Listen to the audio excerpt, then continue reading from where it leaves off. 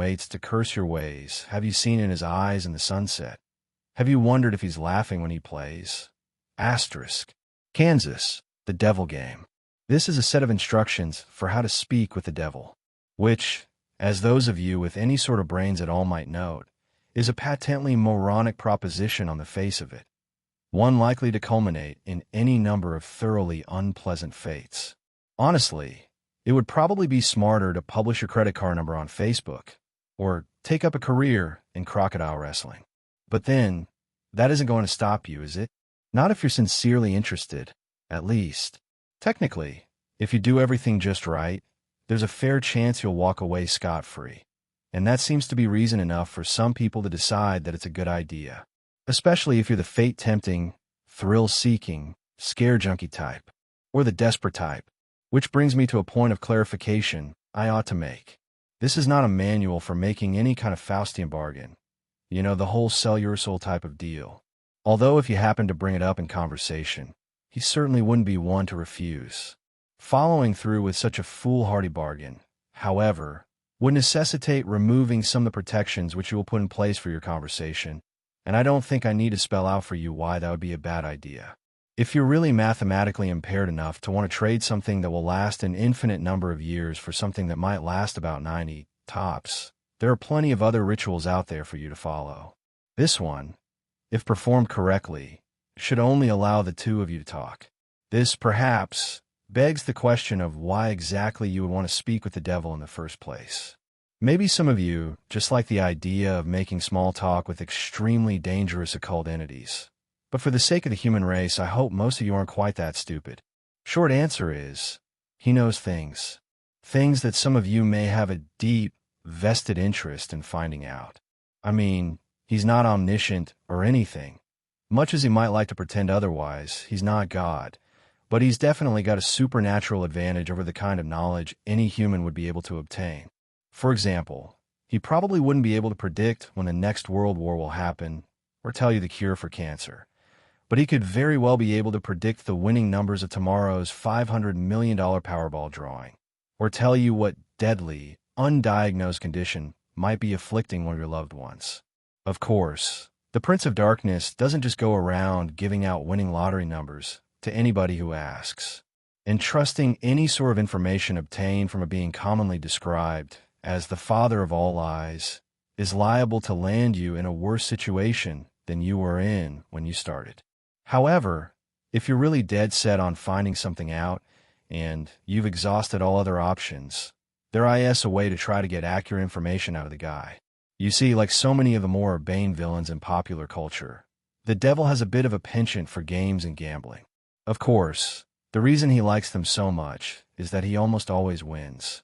Unless you happen to be a fiddler named Johnny or are being represented by Daniel Webster, you're probably going to get your ass handed to you. But if you're determined enough to want to face the risks and the long odds, there's a certain game the two of you could play to try to win the information you need.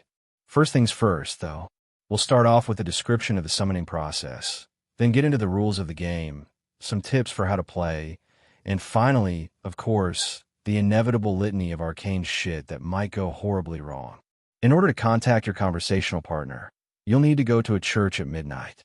It doesn't matter what kind of church, large or small, old or new, liberal or conservative, just as long as you're sure it will be empty.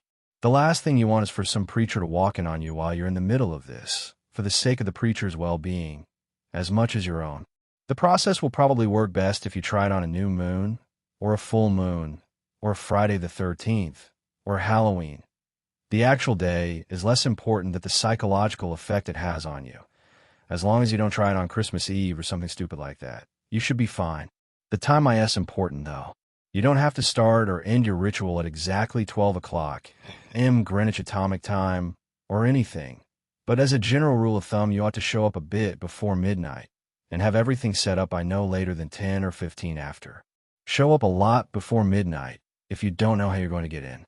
Shockingly enough, most houses of God do tend to lock their doors at night, at least if no one's there to watch over them. And remember, we want empty got it. There are, of course, certain things you need to bring and certain things you can't bring. For this ritual, you will need a full can of salt, You won't need to use all of it, but it's always better to have more than you need than to have less. 7 candles, red or white being preferable. Something to light the candles with. You would be shocked how often people forget this. Occult ritual or not, they aren't going to magically light themselves. A length of red string, rope, yarn, or thread. A full-length floor or wall mirror. Ideally, you want to find one of these already present in the church. They're a bit unwieldy to be lugging around with you during a break-in. However, if there really aren't any there, you'll have to bring your own. You might also find it useful to bring some markers, pencils, paper, a flashlight, and any sort of tools that might be necessary to secure your entrance into the church. You will not be permitted to bring in any electronic or timekeeping devices. This includes all cell phones, smartphones, tablets, e-readers, MP3 players, PDAs, calculators, wristwatches, pocket watches, kitchen timers, hourglasses, etc., etc., etc. Seriously, it's worse than the SAT. If you're one of those people that has your smartphone practically wired into your brain, don't worry. You can bring those things with you to the church as long as you leave them outside the room in which you will be doing the ritual. If you brought a flashlight, helpful for finding your way around without attracting unwanted attention, leave that outside too.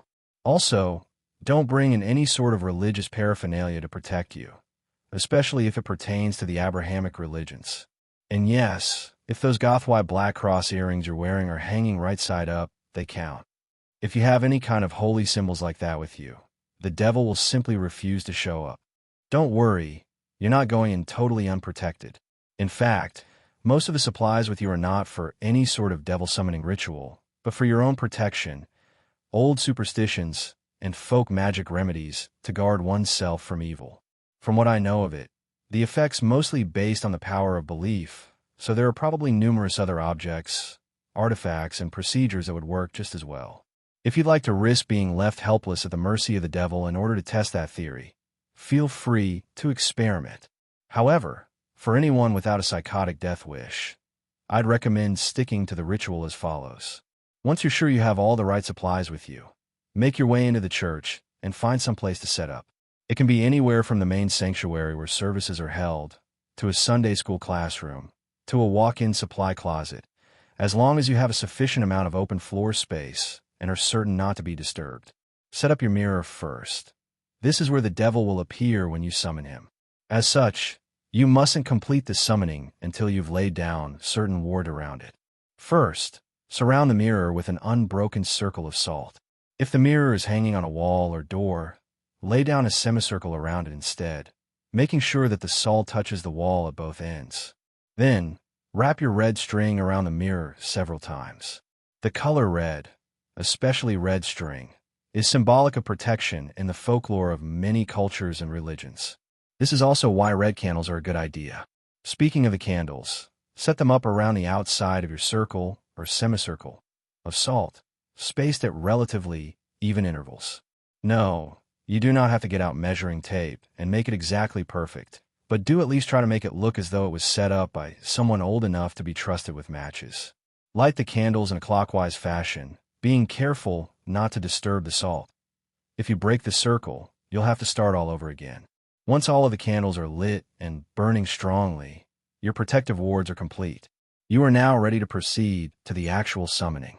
To do so, you first must get the devil's attention and demonstrate your resolve by performing some sort of sacrilegious act in the holy space. Turning a crucifix or cross upside down is fairly conventional, but it's not the only option. For example, I know of a kid who once fulfilled this requirement by scribbling obnoxious graffiti all over a painting of Jesus hanging in his Sunday school classroom. The nice thing about turning a cross upside down is that once you've finished your encounter, assuming you've survived it in one piece, you could just flip it right side up again and no one's the wiser, sidestepping the relatively minor but still irritating risk of having your Sunday school turn into a reenactment of the Spanish Inquisition for the next month and a half. After you've finished doing whatever offensive thing you decide on, shut all doors to the room and turn off all the lights so that the space is lit only by the candles. Face the mirror and stare deeply into it, concentrating on your desired outcome. There are no incantations, No arcane strings of Latin you have to recite. Just look into the mirror and wish as hard as you can for the devil to appear there. After a few moments of this, when you feel ready, close your eyes and count to 10. Then open them. If all has gone correctly, you will no longer see your own reflection. You will be looking at the devil, or at least, looking at the way the devil has chosen to appear to you. Chances are, he won't look like your conventional red, horned demon with goat legs and a pitchfork, nor any other sort of terrible apparition. No point in scaring you off now. Better to lure you in, make you feel safe. To that end, he generally takes on the appearance of a fairly average, nondescript human being. If anything, he's prone to vanity and will lean towards the more attractive end of the spectrum. The only really frightening part of him will be his eyes. No matter how hard he tries, he can't hide the sinister gleam smoldering deep within them, the malevolent amusement and hunger, like the eyes of a spider contemplating a fly struggling in its web. They're supremely confident, those eyes confident and without pity. Don't look into them too deeply, or you'll begin to feel helpless and paralyzed with dread, losing your hope and your will to fight. Since you'll probably be just standing there staring at him in shock for a few moments, having on some level expected for the ritual to fail, he'll initiate the conversation by asking you what it is you desire from him. If you can gather your wits enough to string together a coherent sentence, you should respond with something like, "I wish to challenge you in a game of question and response." Even if you don't get the words exactly right, he'll know what you mean, and he'll accept your request with a wide, predatory grin of anticipation. He's been playing this game for a long time, you see, and he's very good at it. Most humans, on the other hand, are very bad at it. This gives him a chance to, at the very least, thoroughly mess with your mind, and at most, well, we'll save that for the litany of shit that could go wrong. You'll have to play it very smart to avoid justifying his expectations. The general rules to the game are very simple, with a few caveats that can make things more complicated. He'll begin by asking you a question. He always initiates the game. It can be anything from a piece of obscure trivia, to a riddle, to an extremely personal inquiry. Don't worry, you won't be immediately plunged into hell if you get the wrong answer or anything like that. As a matter of fact, he won't even tell you whether you got the answer right or wrong. After you've answered his question, you get to ask him one in return. Now, here's where the consequences of your response come in. If you answered his last question correctly, he will respond to your question as honestly and accurately as he is able. However, if you answer it incorrectly, he is free to lie to you as he sees fit. Perhaps if you've asked him something you're better off not knowing, he'll tell you the truth about it anyway. More likely, he'll feed you the most insidious, damaging lie he can come up with. Either way, after he's responded, he'll ask you another question, and the process will repeat over and over again until you decide to call it quits. Now, you may be sitting there thinking that it sounds fairly easy to get the information you need. All you have to do is wait for a question you can answer correctly, and then take that opportunity to ask him what you really want to know, ignoring everything else he said. Well, it's not that simple. The devil will never give you an easy question, one that you can be completely sure of the answer to. He may instead give you questions that you have some vague knowledge of, that you think maybe you know the answer to, but aren't really confident, thus forcing you to endlessly second-guess yourself, obsessing over whether or not you can trust the information that he gave you next. Perhaps you'll think that what he said was a lie, wish it was a lie, but be eternally consumed by doubt, unable to fully convince yourself that you were wrong. Or perhaps you'll have to make a huge choice based on the information that he gave you, and be tormented by fear and indecisiveness as you realize that your fate, and perhaps that of others as well, rests entirely upon whether or not you were able to correctly recall some arcane piece of trivia that you don't even remember now. You'll never remember the exact questions the devil asked you. By the way, that would make it too easy for you to go back and check on your responses. Or maybe, instead of testing your knowledge, he'll ask you something personal, something you even lie to yourself about. You'll answer back to him, thinking you've gotten the question correct. No, I don't resent my sister.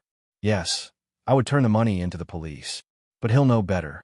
He'll know better than you do that you're lying, and he'll lie to you in return. And you'll believe him. You'll believe him until you are no longer able to deceive yourself, and by then it might be too late. Or maybe he won't even give you a chance to get an accurate response at all. Maybe he'll just ask you endless strings of completely impossible questions, making you more and more frustrated and disheartened as you realize you'll never be able to force him to tell you the truth. Questions like, what was the exact height of Mount Everest in centimeters in the year 1666? Or, what is the airspeed velocity of an unladen swallow? Although, knowing his sense of humor, if he ever asked the latter, he might consider African or European a correct response. There are a couple of ways to short-circuit this particular strategy. However, additional rules and courses of action that make the game more interesting and prevent you from being stonewalled completely. Although in all honesty, he probably wants for you to try one of those options anyway. The first option is to ask him a riddle instead of a question. If you somehow manage to stump him and he answers the riddle wrong or gives up, he'll be obligated to give you a truthful response to your next question. If he answers the riddle correctly, once again, don't worry, he won't pounce on you like a sphinx or drag you into hell. What will happen is that he will get a pass, allowing him to lie in response to one question he would otherwise be obligated to answer truthfully. Honestly, if he gets a pass, you might as well just give up and quit the game right there. It's nearly impossible to determine when he's telling you the truth under the best of conditions. Adding another layer of complexity by constantly trying to figure out when and if he's used his pass, it's about enough to make any normal person's brain explode. There's no way. Just forget it. The second option is for you to take a dare from him. If you accept it and vow to follow through, then once again he'll have to answer your next question truthfully. If you choose instead to reject it, he'll get another pass.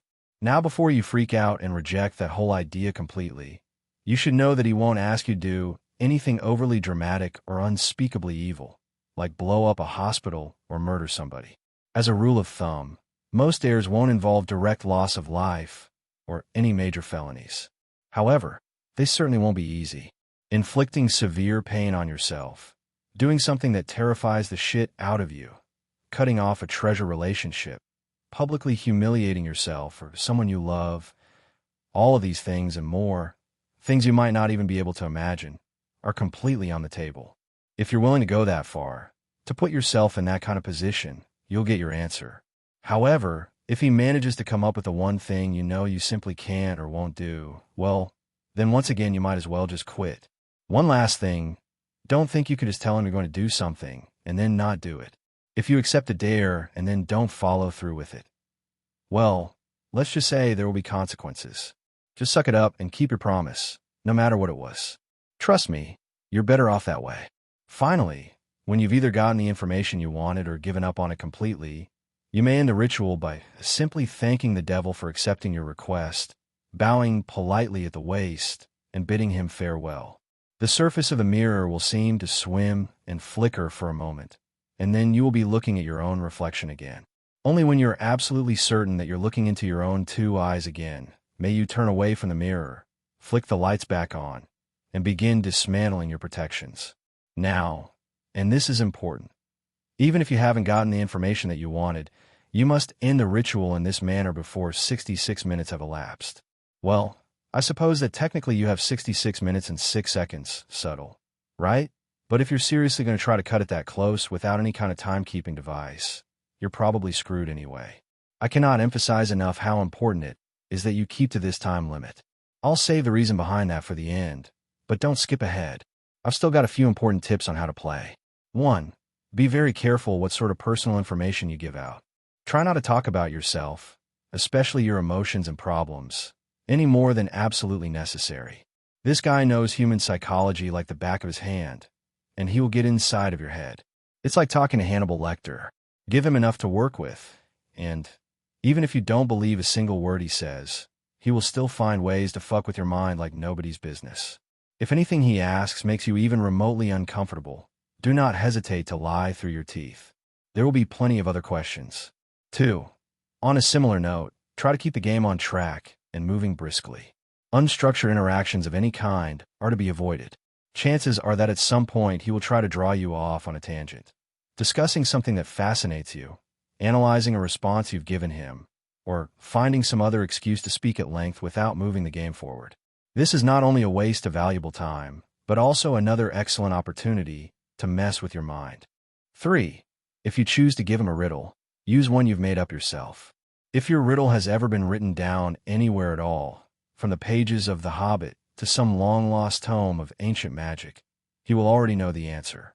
That said, it still has to be a legitimate riddle, with an answer that makes logical sense from some angle. You can't just ask something like, "What's green, has 10 legs, and hops?" then claim for some inexplicable reason that the answer was marshmallows. Nor can you ask him a straight question like, "What have I got in my pocket?" He probably knows that. Anyway, there are no hard and fast rules to determine whether a riddle makes sense or not, but you're a reasonable human being. Your ancestors ate from the tree of knowledge. Please, for the love of crap, use common sense. 4. If you choose to take a dare, there is a slight chance that the devil will ask you to do something seemingly easy, deliver a letter, for instance, or scribble a 10-digit number in a public restroom stall. If he does ask you for something like this, and you have even a shred of common decency in you, do not accept. Chances are that he's using you to further some sinister plot, one liable to ruin a lot of lives and harm a lot of people. Who knows? Maybe you're the type of person who really doesn't mind throwing an unknown number of total strangers under a bus to find out what you want to know, but at least be aware that is what you're doing. 5. Last but not least, be very aware of the time. It might be helpful to do some practicing beforehand and get a feel for how long an hour is without a watch. The devil will probably put off discussing the things you're most keen to find out for as long as he can. And as you near the 66-minute deadline, he'll start trying harder and harder to distract you, captivate you, and otherwise keep you playing until it's too late. He'll string you along, feed you little glimmers of false hope, keep you thinking. Just a few more minutes. I'm almost there. Don't fall for it. Don't go over the time limit. No matter what. Now, you might be thinking that this game really doesn't sound all that dangerous. So far, threats of psychological damage rarely seem to carry the same weight as threats of physical damage, even though their costs are often just as great. Hate to burst your bubble, but the game is far from safe. There are plenty of ways for you to seriously screw yourself over both physically and mentally, not to mention spiritually. And it is with these that I will conclude, in the vain hope that they may make some sort of impression. First, while you are speaking with the devil, do not let him out of your sight. Keep staring into the mirror, no matter what happens. He will undoubtedly try various tricks to make you look away. You will hear noises behind you, feel eyes on the back of your neck, see shadowy phantoms writhing in the depths of the mirror. A cold breath will blow upon you from behind, smelling like the crypt. A deep silence will settle, only to be interrupted by a loud smack directly behind your head, giving you about the worst jump scare you've ever had. Hell, the devil may even abandon a measure of his own dignified facade and give a sudden jump of feigned shock, shouting loudly and pointing behind you with a very convincing look of terror on his face. Whatever he might test you with, you must not look away from him. If you look away, if you lose sight of him completely, even for 1 second, you will look back at the mirror to find him gone. Well, not gone. Out of the mirror. In the room. With you. Exactly how much of your body the police will find the next morning, and what state it's in, will depend entirely on the sort of mood he's in.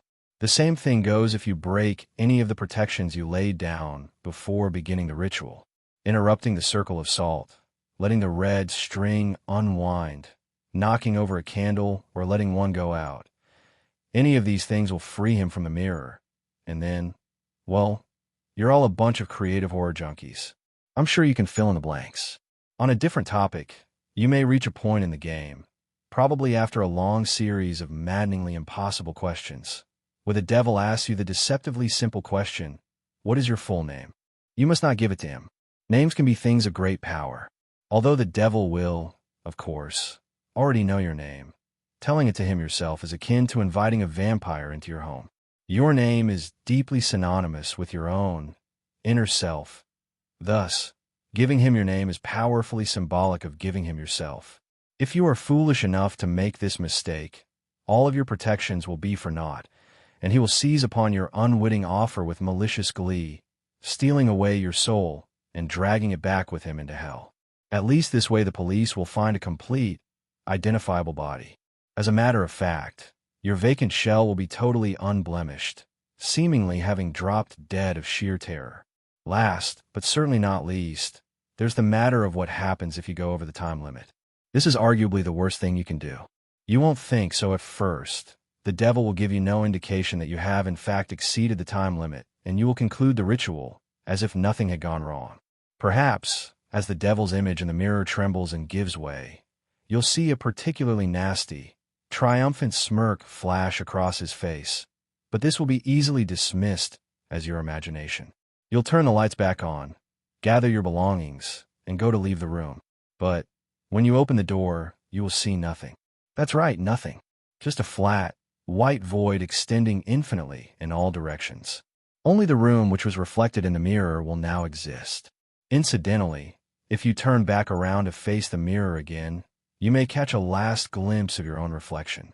Perhaps it will even turn and favor you with a smirk and a cheeky wave before sweeping out the door into the perfectly normal church hallway outside. As you may have already figured out, you yourself are no longer in the church. Your soul is now trapped in the mirror, and the devil has taken the liberty of possessing your body, now that you are no longer using it. Pound on the glass and scream all you like. You'll never get out on your own, and no exorcist can help you. But don't worry, it's not like you're in hell, right? At least, not necessarily. What you have to understand, see, is that a human soul, stripped bare of its flesh, is a deeply volatile and vulnerable thing, especially when trapped in the land of the living. You are now an entity of purely mental properties, and, as such, the barriers between what is real to you and what is imaginary have been completely dissolved. As you fill that reflected room with your anger, your sorrow, your fear of being trapped, these emotions will begin to coalesce, given form by your mind. If you're not particularly imaginative, these creatures may not be too terrible, may not be able to inflict too much horror and pain. With time, you may even be able to teach yourself to get rid of them. If, however, yours is a mind haunted by monsters, a mind that is vibrantly creative and imaginative and more than usually twisted, well, there's no telling what horrors might come clawing their way out of the maelstrom, tasting sweet release from the confines of your subconscious, hungering for your terror and suffering. They will refuse to be banished, dragging you kicking and screaming into an endless positive feedback loop of pain and fear. Needless to say, if you're a regular patron of websites like this one, you're probably pretty well fucked. There's only one way to find release from the mirror and the world that you've created therein. They say that if you call to the devil once more and ask him to free you from the mirror, he'll be willing to take you out. For the usual fee, of course. Who knows? Maybe if your imagination is twisted and powerful enough to create a personal hell that leaves you begging for the real thing, those talents might be put to good use. There are over 7 billion people in the world. After all, even the devil himself can't be messing with all of their minds at once. Talented help is always appreciated. Of course, the corollary to your being trapped inside the mirror is that the devil now gets to do whatever he wants in your body until sunrise. At around that time, your body will mercifully drop dead from the strain of the possession. Autopsy will probably identify the cause as some kind of coronary event. Don't get too relieved, though. He's perfectly capable of stirring up plenty of trouble in those few hours. For instance, he may decide to do something big and dramatic, like purchase a large meat cleaver and go on a murder spree, starting with the names in your address book. https://www.creepypasta.com/the-devil-game/$, and working his way out to complete strangers if he has time. Or perhaps he'll focus on only one person, someone who trusts you completely, using your persona to get him or her alone and vulnerable. And then, well, no need to describe it here. Once again, I'm sure you can think of a few things. Starting to see why I call this the worst outcome yet. Of course, there's also a chance he won't lay a finger on any of your loved ones, instead deciding to do something a little more subtle, more insidious, like drop off a few nondescript, unmarked packages on certain doorsteps in the dangerous part of town, or locate a particular dusty, age-yellowed text in the storeroom of your local library and intentionally misfile it in the young adult literature section. Or whisper 7 very choice words into the ear of the distracted-looking young redhead waiting for the 3 a.m. subway train. Or maybe he'll decide that, in this age of waning superstition, not enough people are getting interested in his games, and the knowledge of them is in danger of being lost. Maybe he'll decide he needs to get the word out a bit more, do a bit of networking, attract some new suckers, ahem, challengers. Maybe he'll take a quick peek at your browser history, see where the impressionable, curious minds are hanging out these days. Maybe he'll even write a quick tutorial, in modern parlance rather than some inscrutable, obsolete demonological text. Post it on the internet and see how many bites he gets. Haha, maybe I really shouldn't have gone there. But if you've made it this far without shying, a little twist at the end isn't going to put you off, is it, dear reader? I'm sure there are plenty of intrepid adventurers among you with burning questions you'd like answered. And you're all a smart bunch. You know the pitfalls, you know the conventions, you live and breathe this sort of thing, do you not? There's no way you'd fall into any of the obvious traps, right? You're not some Dick or Jane off the street. After all, you'd be bringing a whole new level of competition. You would. Oh, excuse me just a moment. I think I hear someone calling for me. Asterisk what? You want out that badly already? Must be one hell of an imagination you've got on you. Asterisk. Perfect.